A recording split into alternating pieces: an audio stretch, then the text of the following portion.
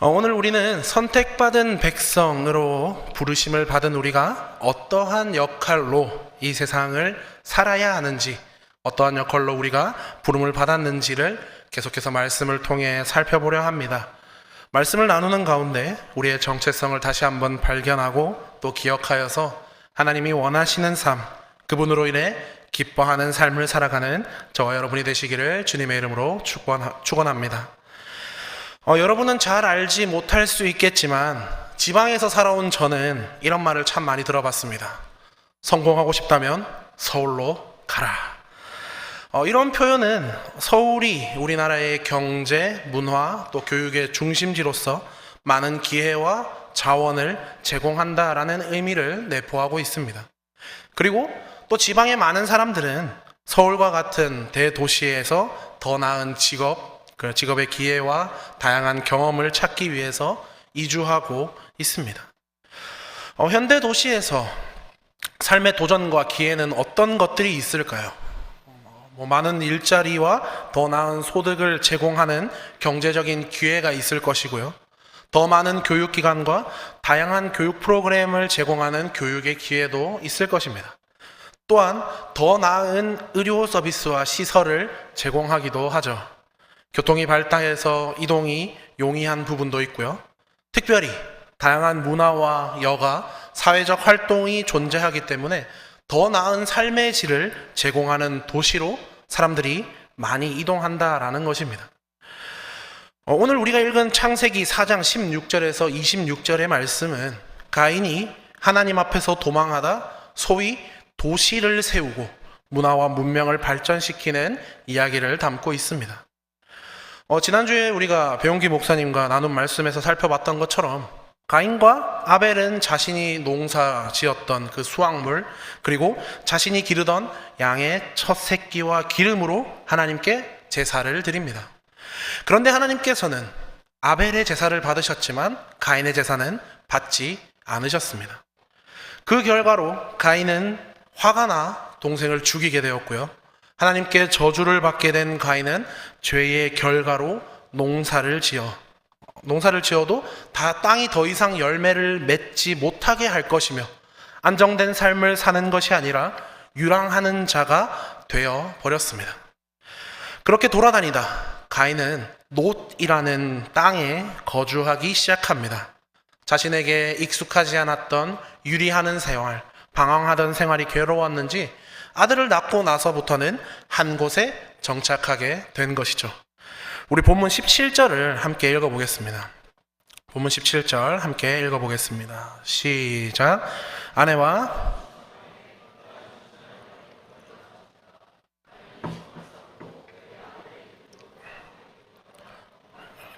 아멘. 에녹이라는 이 말은 새롭게 시작하다, 헌신하다라는 의미를 가지고 있습니다. 가인은 방황하면서 살다가 아들을 낳고 난 후에 새로운 결단을 하게 되었다라는 것이죠. 하나님의 말씀대로 방황하는 삶을 사는 것이 아니라 아예 하나님의 말씀을 거슬러서 성을 쌓고 새롭게 정착하기로 마음을 먹은 것입니다. 여기서 성을 쌓았다라는 표현은 히브리어 이르라는 단어로 사용됩니다. 성읍을 건설했다라는 뜻입니다. 영어 성경에서 이 성읍을 시티라고 번역을 하고 있는데요. 드디어 에녹 시티가 건설되었다라는 것이죠. 가인이 방황을 멈추고 도시를 건설하는 데에 전념을 했다라는 것입니다. 여기서 우리는 가인이 인류 최초로 건설한 도시의 특징을 알 수가 있습니다. 첫 번째로는 이 도시는 하나님을 떠나 출발했다라는 것이죠. 두 번째로 이 도시는 하나님을 떠나 하나님이 아닌 다른 대상을 새롭게 헌신하기 시작하는 장소였다라는 것입니다. 이 시대를 살고 있는 많은 청년들도, 우리의 시대를 살고 있는 많은 청년들도 대도시로 가서 새로운 출발을 하려 하는 것처럼 하나님 말고 도시에 있는 다른 대상에 헌신하기 시작했다라는 것이죠. 그리고 우리는 이것을 우상이라고 말합니다. 대학을 들어간 청년들에게 학점이 우상이 되기도 하고요.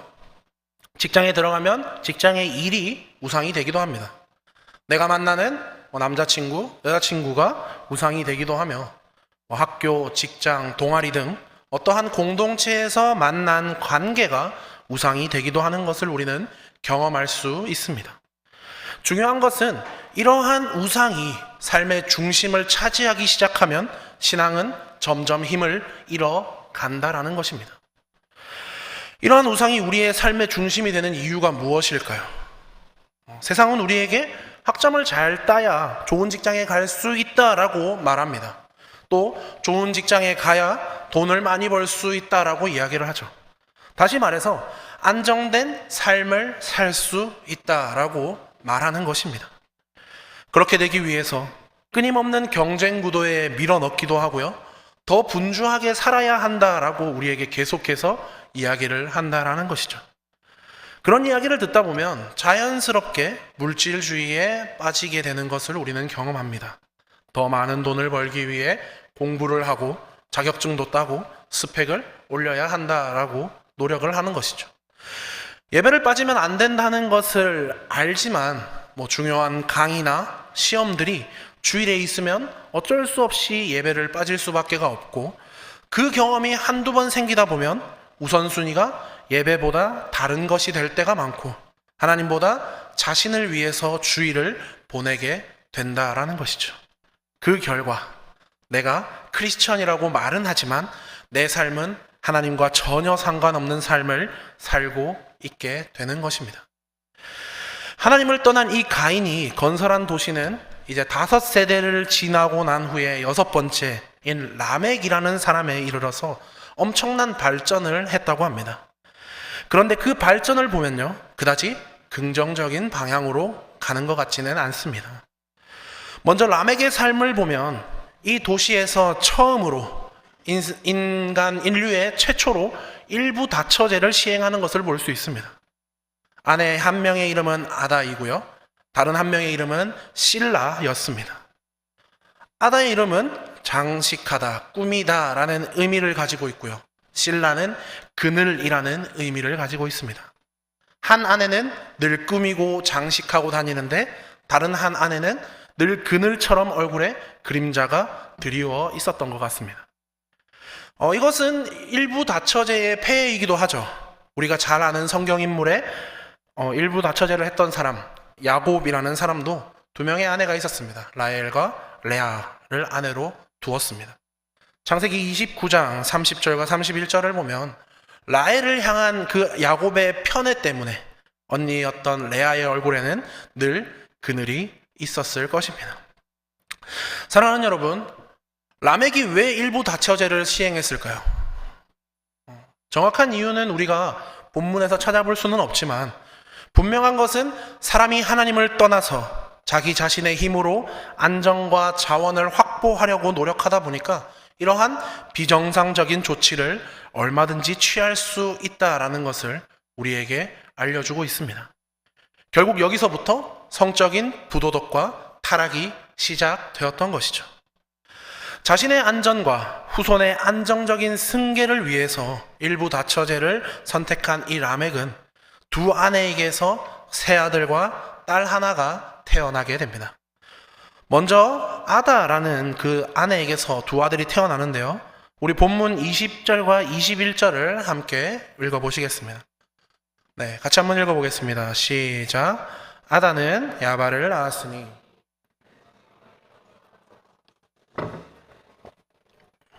그의 아우 이름은 유발이니 그는 수금과 퉁소를 잡는 모든 자의 조상이 되었으며. 아멘. 야발이 어떤 조상이 되었다고 하죠? 어떤 자의 조상? 가축을 치는 자의 조상이 되었다라고 말합니다. 안정적인 식량과 노동력을 마련했다라는 것이죠. 그리고 동생 유발은 어떤 자의 조상이라고 이야기를 하죠? 수금과 퉁소를 잡는 모든 자, 즉 음악과 문화의 생성이 되는 것입니다. 먹고 사는 일이 해결되니까 음악에 관심을 가지게 되며 문화를 생성하게 된 것입니다. 자, 그리고 실라의 아들과 딸을 22절에서 소개하고 있는데요, 실라의 아들과 22절 실라의 아들과 딸에 대해서도 한번 읽어보겠습니다. 시작. 실라는 두발가인을 낳았으니 구리와 쇠로 여러 가지 기구를 만드는 자요, 두발가인의 누이는 나아마였더라. 구리와 쇠로 여러 가지 기구를 만드는 사람, 이것은 이 당시에 땅에 매장되어 있었던 천연 자원들을 통해서 이제 그것을 가공하고 도구를 만들고 청동기와 철기 시대를 발전시켜 나갔다라는 것입니다. 이 도구들은 대도시를 확장할 수 있게 만들어 주는 것들이었죠. 건축에 들어가는 자재들 뿐만 아니라 타 민족을 정복할 때 사용되는 무기도 이렇게 제공할 수 있기 때문입니다. 가인과 그의 후손들의 문명의 발전, 그리고 기술의 발전, 좋은 삶의 질을 이루어 냈습니다. 그런데 그 안에는 자신의 삶에서 하나님은 철저히 배제시키는 죄가 만연했습니다. 그리고 그 죄로 말미암아 사람들의 세계관을 보여주는, 그 당시의 사람들의 세계관을 보여주는 람եկ의 노래를 우리가 확인할 수 있습니다. 본문 23절과 24절 같이 한번 읽어보겠습니다. 시작. 람եկ이 아내들에게 이르되 아다와 실라여,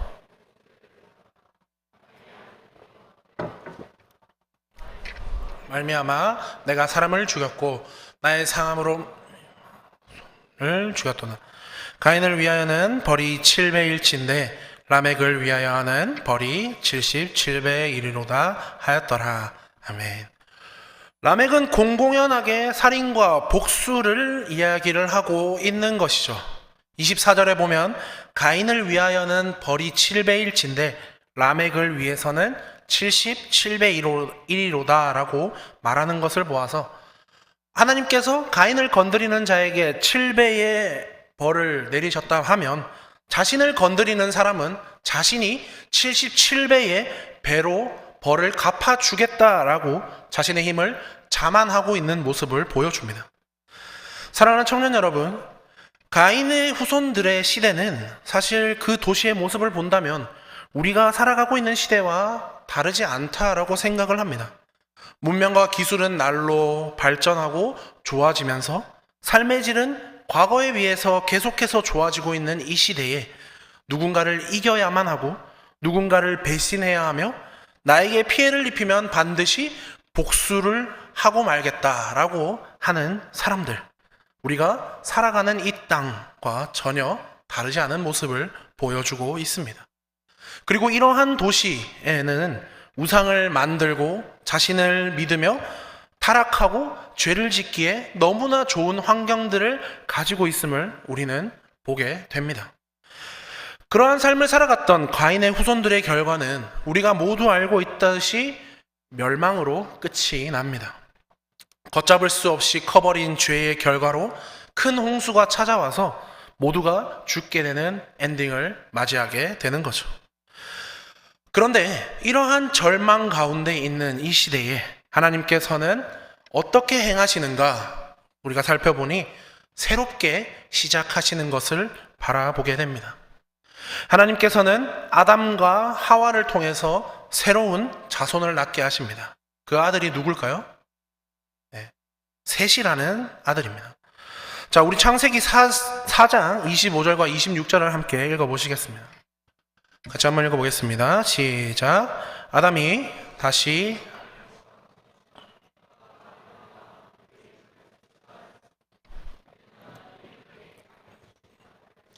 다른 씨를 주셨다 함이며 셋도 아들을 낳고 그의 이름을 에노스라 하였으며 그때의 사람들이 비로소 여호와의 이름을 불렀더라. 아멘. 셋의 이름은 바탕, 기초라는 의미를 가지고 있다고 합니다. 새로운 인류 출발의 바탕으로 그 셋을 마련하신 것이죠. 셋을 낳고 아담이 한 고백은 하나님이 내게 가인이 죽인 아벨 대신에 다른 씨를 주셨다라는 것이었습니다. 그리고 이 셋이 아들을 낳고 이름을 붙였는데 그 이름을 에노스라고 짓습니다.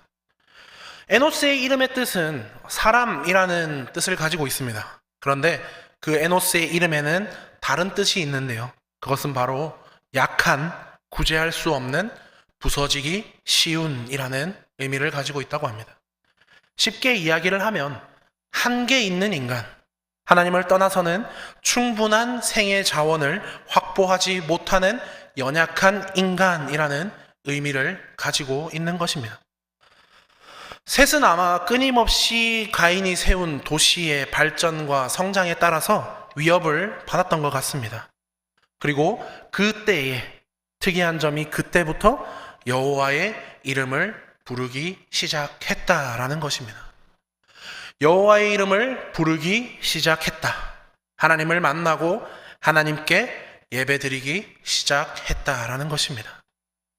참된 인생의 공급자는 내가 아니라 이 땅에 있는 어떠한 것도 아니라 바로 하나님이십니다라는 것을 인정하고 인격적인 교제를 나누기 시작했다라는 것입니다. 그리고 이 교제의 결말이 무엇이었나요? 땅 위에 움직이는 모든 생명이 죽었을 때에 방주로 그들을 건지시고 그들로 하여금 생육하고 번성하여 땅에 충만하게 하시는 은혜를 경험하게 하십니다. 사랑하는 청년 여러분, 그렇다면 우리는 생각해 보아야 하겠죠. 하나님께서 우리를 부르시고 이 땅에 보내신 이유가 무엇일지를 말이죠.